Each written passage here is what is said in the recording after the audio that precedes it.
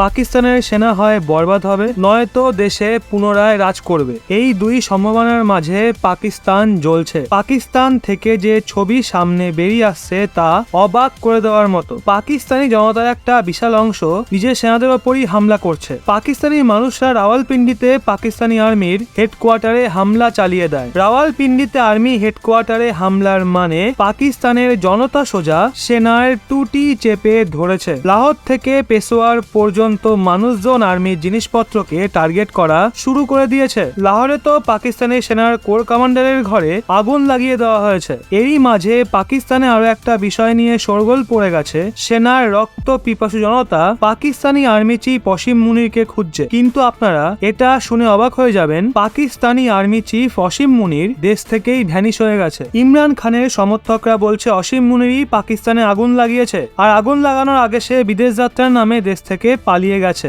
আপনারা জেনে রাখুন, পাকিস্তানি আর্মি চিফ অসীম মুনির এই সময় কাতারে বসে আছে। মানে অসীম মুনির প্রথমে সব প্ল্যানিং করেই নিয়েছিল, সে তার কাতার যাত্রাও প্ল্যান করে নেয়। যখন সবকিছু নিশ্চিত হয়ে যায় তখন অসীম মুনির কাতার পৌঁছে ইশারা করে দেয় ইমরান খানকে তুলে নেওয়া হোক। দাঁড়ান, এবার আরো একটা বিষয় শুনুন।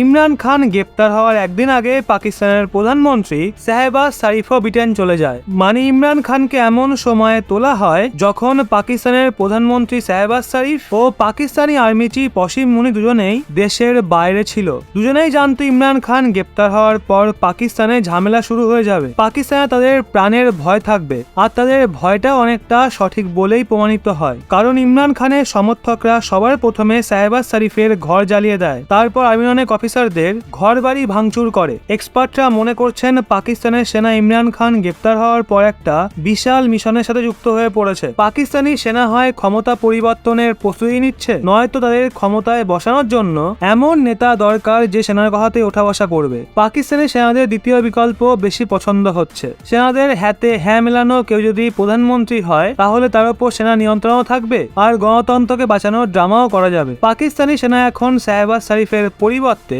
বিলাওয়াল ভুট্টো নয়তো শাহবাজ শরীফের ভাই ও পূর্ব প্রধানমন্ত্রী নওয়াজ শরীফকে প্রধানমন্ত্রী বানাতে চায়। বিলাওয়াল ভুট্টো ও নওয়াজ শরীফ দুজনেই সেনার সামনে মুখ খোলে না। বিলাওয়াল তো এমনিতেই অভিজ্ঞতাহীন, আর ওদিকে নওয়াজ শরীফের বিরুদ্ধে আগে থেকেই এত মামলা চলছে যে সে সেনার সামনে আওয়াজ তোলার চেষ্টাটুকুও করবে না। পাকিস্তানি সেনাই পুরো প্ল্যানিং এ ভারত বিরোধী অনেক দেশের সাপোর্ট পাচ্ছে, যেখানে চীন ও কাতার সবার আগে রয়েছে। তো বন্ধুরা, আপনাদের কি মনে হয় পাকিস্তান যদি পুরোপুরি সেনার দখলে চলে যায় তাহলে কি সেটা ভারতের জন্য ভালো হবে? আমার তো কখনোই তা মনে হয় না। এবার আপনাদের মতামত কমেন্টেই জানান।